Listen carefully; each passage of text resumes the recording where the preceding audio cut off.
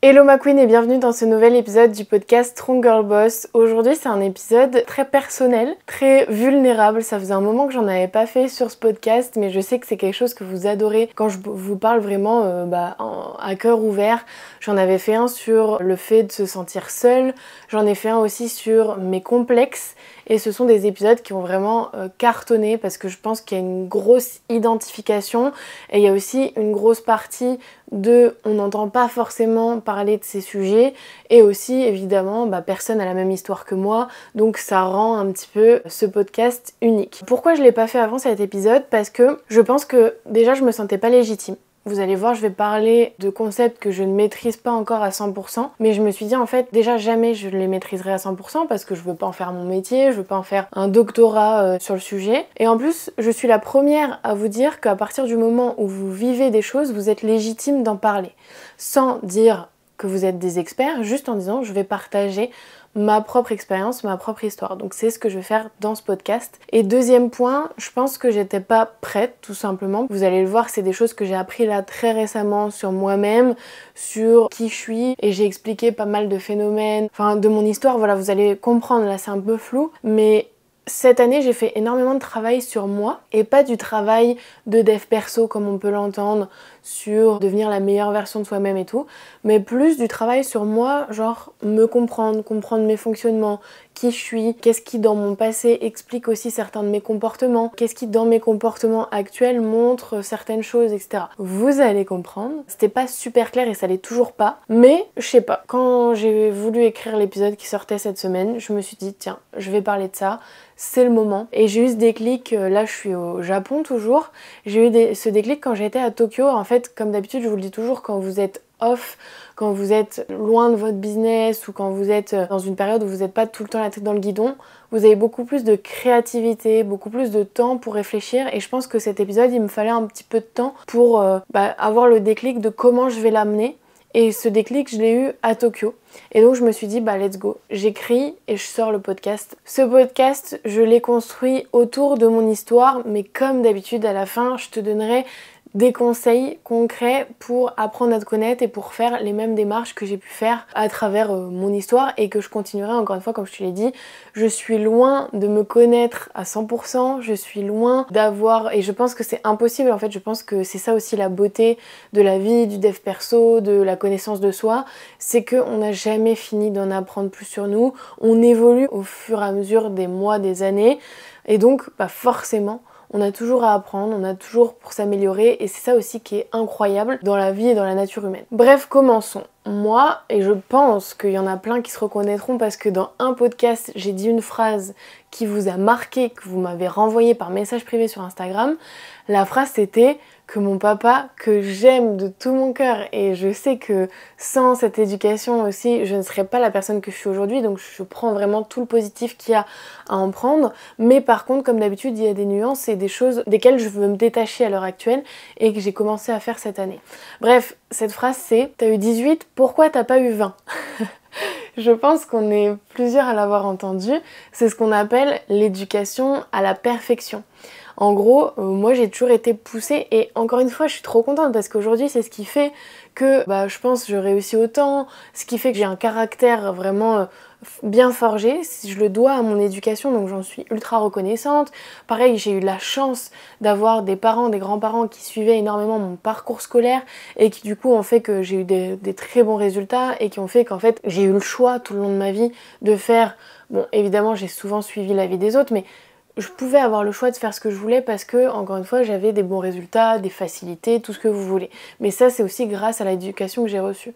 Mais le problème de cette éducation à la perfection, qui en gros est t'as eu 18, pourquoi t'as pas eu 20, tu peux toujours faire mieux, tu peux toujours faire plus, apprendre, je me souviens, moi j'ai des traumas de ça, on me faisait apprendre par cœur des trucs, mais même mes leçons. En fait, c'est pas juste les poésies, parce qu'il fallait les connaître par cœur, c'est genre mes leçons d'histoire géo, si ce que j'avais écrit, je le connaissais pas par cœur, ce qui est bête hein, en vrai, ce qui est bête parce que du coup il y a plein de choses, et aujourd'hui je pense que c'est aussi lié, il y a plein de choses où j'ai eu des excellentes notes à l'école, je me souviens de rien du tout. je n'ai jamais su mes tables de multiplication, alors que j'étais la première de la classe. Mais parce qu'en fait, je les apprenais par cœur, je les sortais au contrôle le lendemain, je les oubliais, quand il y en avait besoin, je les réapprenais par cœur, etc. Mais du coup, j'avais pas encore cette logique. Après, j'ai développé la logique dans plein d'autres contextes qui font que je suis pas complètement débile aujourd'hui, mais vous voyez ce que je veux dire. Vraiment, on me faisait apprendre par cœur. Pareil, quand j'avais des punitions, moi j'avais énormément de punitions petites parce que je parlais, parce que je m'ennuyais en cours, donc je parlais, j'avais envie aussi, je pense, de faire l'intéressante, de recevoir de l'attention et de l'intérêt, et donc bah voilà, je faisais pas forcément des bêtises, mais je bavardais, je faisais mon intéressante, parce que aussi globalement je me faisais vraiment chier, parce que tout ce que le prof disait, je l'intégrais direct. Je faisais les exercices très rapidement, j'avais fini avant les autres, et en fait moi j'ai jamais été patiente, donc je pense que voilà, j'en avais marre d'attendre, et donc je faisais non. Bref, et j'avais des punitions, et je me souviens les punitions, en fait c'était...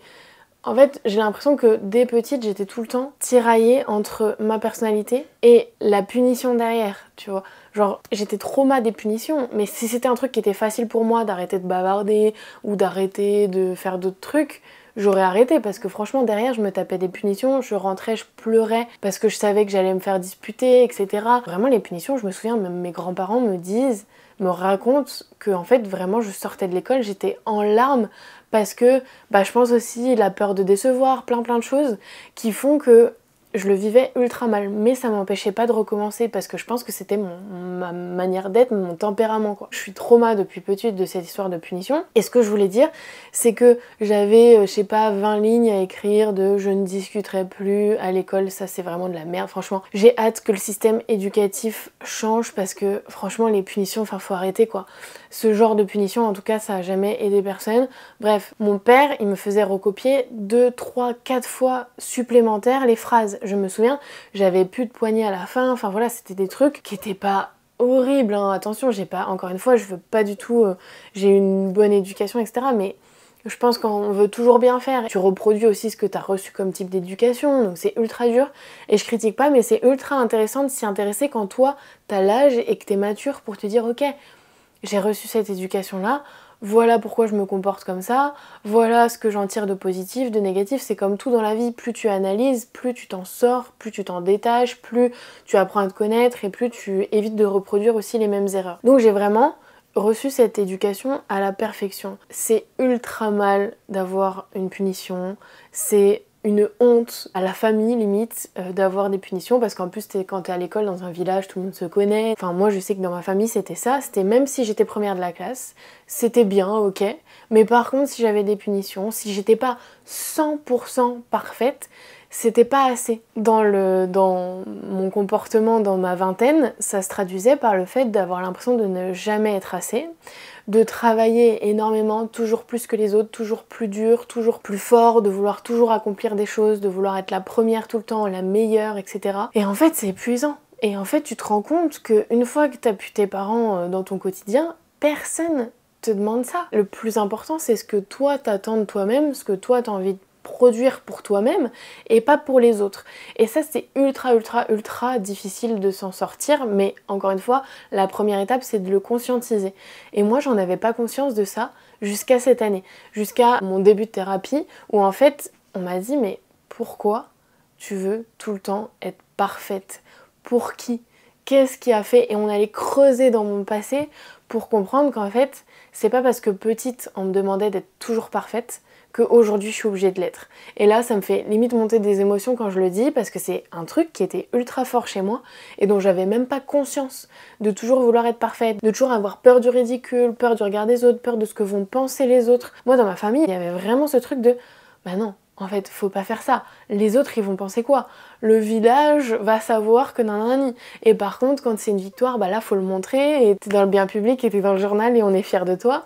Et par contre si tu fais un truc qui est un petit peu mal vu ou quoi, bah non, faut surtout pas que ça se sache, faut surtout pas le dire, faut le cacher, faut mentir. Il y a aussi une grosse notion moi dans mon enfance de mensonge, qui est pas un mensonge vicieux, qui est un mensonge pour cacher quelque chose qui serait pas parfait ou pour cacher quelque chose qui serait pas bien vu. Ça crée des comportements dans le futur qui sont ultra néfastes pour une personne adulte, c'est-à-dire que moi, pendant une période de ma vie, à mes 18 ans, mentir pour moi c'était quelque chose de presque naturel, c'est horrible et j'ai pas peur de le dire aujourd'hui, pour cacher des choses ou pour ne pas blesser les personnes. Mais en fait tu te rends compte que d'autres personnes voit le mensonge comme quelque chose d'horrible. Le mensonge dans notre société, globalement, c'est pas bien et c'est pas honnête. Et donc, j'étais devenue une personne qui est pas 100% honnête, alors que ma personnalité de base, c'est ça.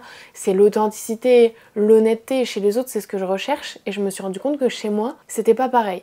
Parce que, en fait, c'était pas des mensonges vicieux, c'était des mensonges pour cacher une réalité qui serait peut-être trop dure à vivre. Mais en fait, il y a des gens qui préfèrent vivre une réalité qui est dure plutôt que vivre dans un faux monde. Et moi, je me suis rendu compte que trop de gens autour de moi, et moi-même, une certaine période de ma vie, vivaient dans un faux monde. Et en fait, moi, j'ai pas envie de vivre dans ce monde-là. En étant adulte, en étant majeure et vaccinée, j'ai envie de vivre dans un monde qui soit certes pas 100% parfait, pas 100% beau, mais qui soit authentique, réel. On m'a pas appris à montrer mes émotions, on m'a pas appris à mettre un nom sur mes émotions, à les identifier, à les comprendre, et surtout, on m'a appris à les cacher, celles qui sont négatives, les pleurs, la tristesse, la colère, etc. On m'a appris, pas forcément la colère après c'est moi qui me le suis appris toute seule, bref, on en reparlera peut-être dans cet épisode ou dans un autre, mais petite, vraiment, c'était pourquoi tu pleures? On m'a pas dit ça littéralement comme ça, je pense pas, mais en gros j'associais les pleurs à de la faiblesse. Je comprenais pas pourquoi à chaque fois, donc par exemple pour les punitions, ou à chaque fois que je me faisais disputer, je partais en sanglots, comme si, tu vois, le moindre truc, je partais en sanglots. Et en fait, je comprends, et là du coup je suis émue d'en parler, c'est dingue quand même. En fait, avec le recul, j'ai compris que c'est parce que j'étais ultra sensible, et que c'est parce que, en fait, il y a des trucs que je vivais intérieurement, que je relâchais jamais. Et en fait, du coup, ça s'accumule. Il y a plein de choses. Je pense que quand je me faisais disputer, j'avais l'impression que ma valeur aux yeux des autres redescendait, que j'étais nulle. Ça voulait dire que si j'étais pas parfaite, j'étais nulle. Et donc, normal que quand on me dispute, j'ai envie de pleurer parce que je considère que ma valeur diminue, alors que pas du tout. Donc tu vois, c'est tous ces chemins-là, tous ces trucs qui font qu'en fait, quand t'arrives à l'âge adulte, t'as plein de traumas, t'as plein de petits trucs cachés. Si tu les traites pas, si tu les analyses pas, si tu comprends pas d'où ils viennent, en fait tu restes comme ça et tu n'évolues pas et tu n'es pas 100% toi-même. Du coup, jusqu'à mes 25 ans, j'ai vécu en fait dans ce faux monde, ce monde de il faut être parfait. La seule manière d'exister, d'être quelqu'un de bien, etc., c'est d'atteindre la perfection.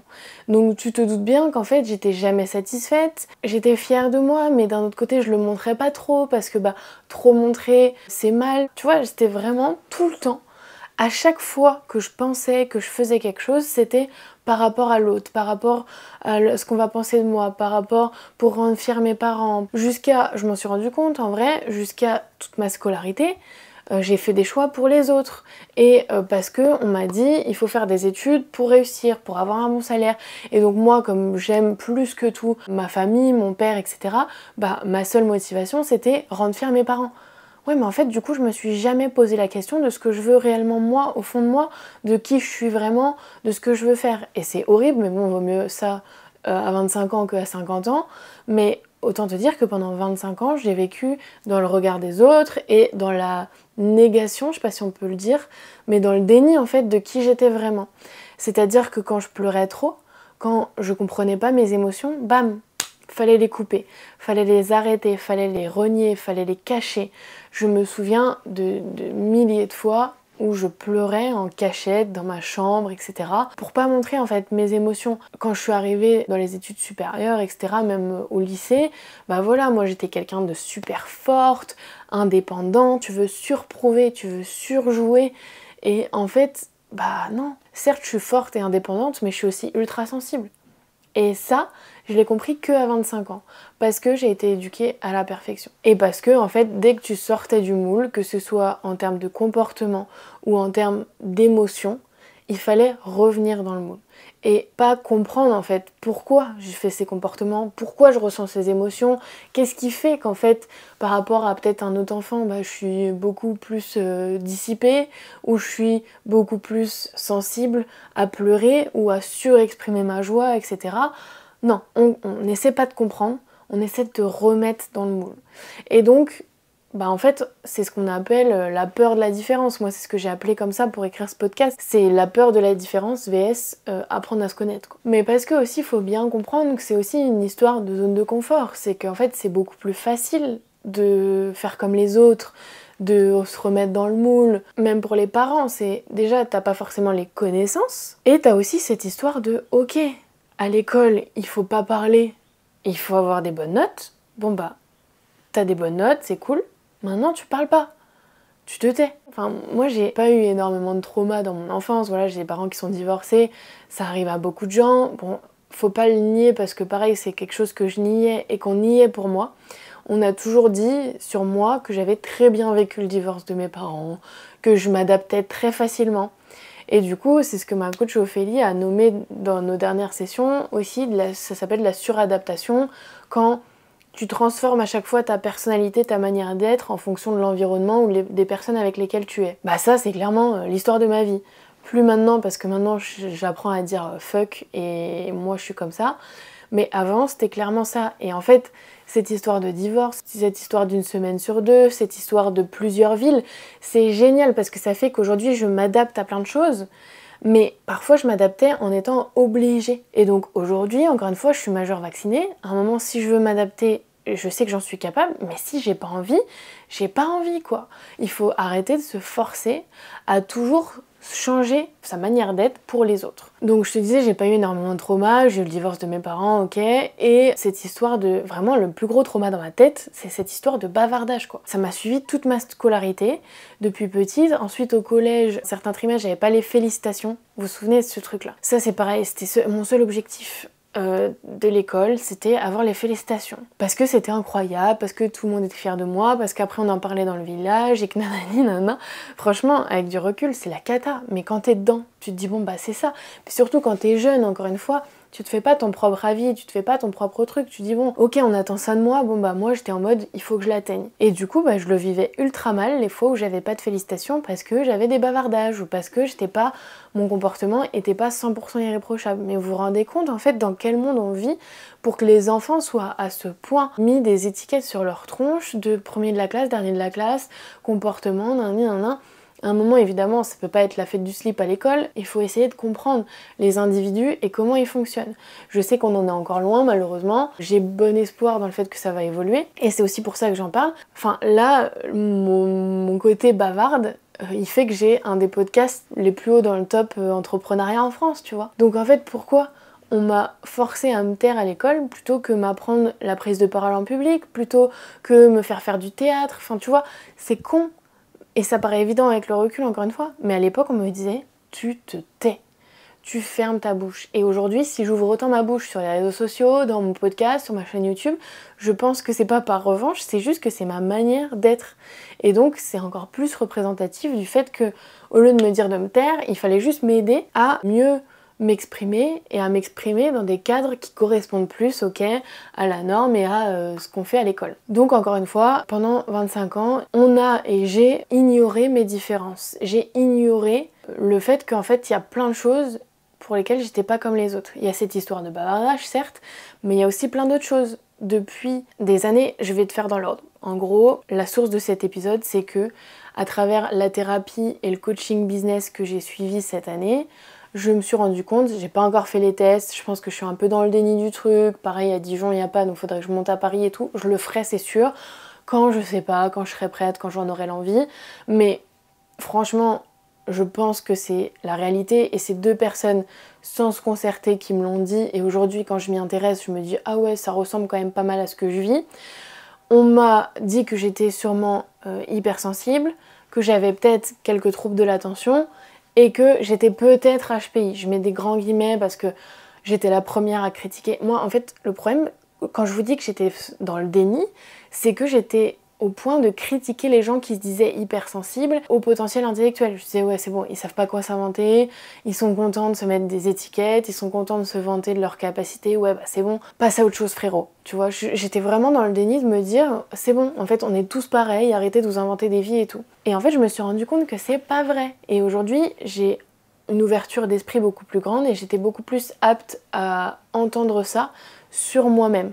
J'ai mis des mois avant de pouvoir dire que je suis peut-être hypersensible, et encore une fois, tu l'entends quand j'enregistre cet épisode, je me sens pas ultra légitime, je dis que je suis peut-être, que j'ai pas fait les tests donc on n'est pas sûr, etc. Tu sens que je suis pas ultra à l'aise avec la question, mais bon, ça va aller.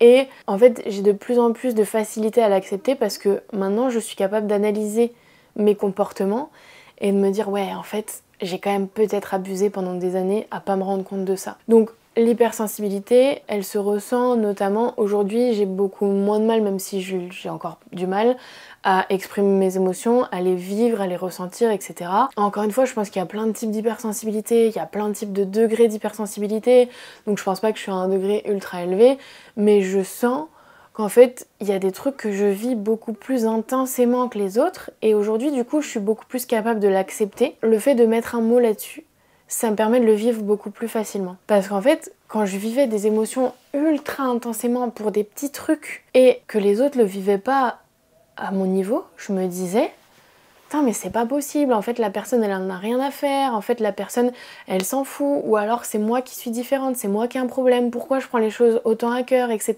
Et en fait aujourd'hui je me dis juste bon vis ton émotion à fond, ça veut rien dire sur toi, ça veut rien dire sur les autres. Chacun vit les choses de manière différente. C'est pas parce que un mec pleure pas qu'il est pas triste. C'est peut-être juste parce qu'on lui a dit pendant toute son enfance que pleurer c'est pour les faibles et que c'est pour les femmes. Peut-être que si la personne elle est pas au fond de son lit en train de pleurer mais en train de se prendre en photo en souriant, ça veut pas dire qu'elle le vit pas mal, ça veut juste dire qu'elle exprime ses trucs différemment, ou peut-être qu'elle nie ses émotions parce qu'on lui a appris à nier ses émotions. Enfin voilà, maintenant je suis beaucoup plus tolérante, je suis beaucoup moins dans le qu'est-ce que l'autre y pense. De toute façon je peux pas savoir ce qu'il pense et ce qu'il vit, donc je me concentre sur moi, sur accepter mes émotions, essayer de mettre un nom, même si c'est encore très dur pour moi, de nommer mes émotions, de comprendre pourquoi je les vis, à quelle hauteur je les ressens, comment je peux m'en défaire. C'est un travail d'une vie je pense, mais je suis en train d'y arriver progressivement et donc je suis trop contente. Donc il y a l'hypersensibilité, il y a l'histoire des troubles de l'attention.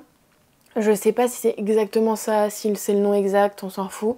Mais en fait moi ce que j'ai remarqué c'est que déjà j'ai énormément de mal à me concentrer sur plusieurs choses à la fois. C'est bête, mais en fait, à chaque fois, je m'excusais de pas pouvoir écrire un message et écouter ce que la personne me disait en même temps. De pas pouvoir travailler et avoir quelqu'un qui me parle en même temps d'un autre truc. Ou de pas pouvoir gérer plein de choses en même temps sans me sentir ultra débordée et en oubliant des choses. Pareil, j'oublie énormément de choses, j'ai du mal à être organisée. Enfin voilà, il y a plein de choses qui font qu'en fait, aujourd'hui, je me dis ouais, en fait, c'est pas grave. Je suis comme ça, évidemment, s'il y a des choses qui m'embêtent, s'il y a des choses que je veux travailler, améliorer, je vais le faire. Mais il y a des choses, par exemple, mon hypersensibilité, je peux apprendre à mieux gérer mes émotions. Mais par contre, maintenant que je me dis plus que pleurer c'est être faible, je pleure quoi. Et en fait, tu te rends compte que quand t'arrêtes de t'empêcher de pleurer et que tu pleures une bonne fois pour toutes, ça va beaucoup mieux, beaucoup plus vite. Donc c'est plein de choses comme ça qui sont bêtes et méchantes, mais qui permettent d'apprendre à se connaître et de mieux vivre sa vie et d'être beaucoup plus aligné avec soi-même, d'avancer beaucoup plus sereinement. Il y a l'autre chose, c'est le haut potentiel intellectuel. J'avoue que par rapport à l'hypersensibilité et aux troubles du comportement, c'est le truc auquel je me suis le moins intéressée. Parce que je pense que je suis encore dans le déni de ce truc et parce que j'ai trop ce truc de ouais, dire que t'as un haut potentiel intellectuel, c'est péter plus que son cul, c'est vouloir dire qu'on est différent, etc. En fait non, c'est juste scientifique, c'est juste une question de QI, c'est juste une question de logique, c'est juste une question de en fait, peut-être que tu réfléchis plus vite que les autres. Et moi il y a un truc qui fait notamment que ça m'a facilité la vie de me dire que peut-être je suis HPI, c'est déjà me dire qu'en fait c'est aussi ça ma capacité à être douée dans mon business, à toujours trouver en fait des manières d'aborder les choses, de synthétiser, de faire plein de trucs avec ma tête, bref. Et donc c'est Ophélie qui me dit tout le temps ça, de me dire que je suis brillante, ça c'est un truc qui est difficile à s'avouer. Mais du coup, de me dire que peut-être qu'il y a un nom et que c'est scientifique, j'ai moins de mal à me le dire. Et autre point, il y a un truc qui me permet de vivre plus sereinement, c'est qu'en fait je suis pas patiente et je suis pas patiente avec les gens qui captent pas vite les trucs. Mais en fait, me dire que peut-être que je suis HPI et que les autres personnes ne réfléchissent pas forcément pareil que moi, ça veut pas dire qu'elles sont bêtes, attention. Ça veut dire juste qu'on n'a pas la même manière de penser, de réfléchir, d'intellectualiser les choses, etc. Et donc moi je vais capter des trucs ultra vite des fois, mais genre ultra vite, tu vois. Et souvent je vais savoir ce que la personne elle va dire avant qu'elle le dise. Il y a plein de choses qui se mélangent qui font qu'en fait des fois je vais capter des trucs ultra vite. Et du coup je m'énerve. Je m'énerve quand les gens ils captent pas aussi vite que moi. Je m'énerve quand il faut que je leur répète 15 fois la même chose pour qu'ils comprennent. Je m'énerve quand moi je capte un truc et que la personne elle capte, même si c'est 30 secondes après, ça me saoule. Et en fait aujourd'hui ça me saoule beaucoup moins parce que je me dis peut-être que c'est juste une différence en termes de capacité cognitive, enfin je sais pas comment on appelle ça. Ça veut pas dire que maintenant que je me dis que je suis HPI, les autres c'est des et tout, je me dis juste ok, on réfléchit pas de la même manière. Et c'est pas grave quoi. Si je dois attendre 20 secondes qu'une personne elle capte, ça va pas me tuer. Ou s'il faut que je répète plusieurs fois, c'est pas grave. C'est juste qu'en fait, moi je suis différente des autres et que bah voilà, ça nous empêche pas de vivre ensemble, ça nous empêche pas de tous avoir une unicité, de la valeur, etc. Et peut-être que moi je suis HPI et une autre personne elle a une qualité de ouf ou un comportement différent de moi que je trouverais incroyable et elle ça va la saouler quand moi je fais pas ça ou quand moi machin. Il faut juste apprendre à se connaître soi.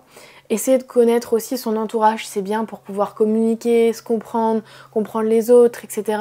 Moi, je sais aussi que si j'ai plus de facilité à dire que je suis potentiellement hypersensible, HPI, c'est aussi pour me dire que si mon entourage a conscience de ça, ils vont se comporter aussi différemment, ils vont peut-être être plus patients avec moi par rapport à mon hypersensibilité notamment. Je pense pas que je suis à un degré extrême d'hypersensibilité, mais maintenant quand quelqu'un me dit je suis hypersensible et genre se met à pleurer pour un petit truc, bah avant j'aurais dit ouais c'est bon, elle fait chier, passe à autre chose, pleurnicher ça va pas te faire avancer. Maintenant si on me dit bah je suis hypersensible c'est pour ça que je me comporte comme ça, bon bah je vais être beaucoup plus patiente avec la personne, beaucoup plus empathique, indulgente, etc.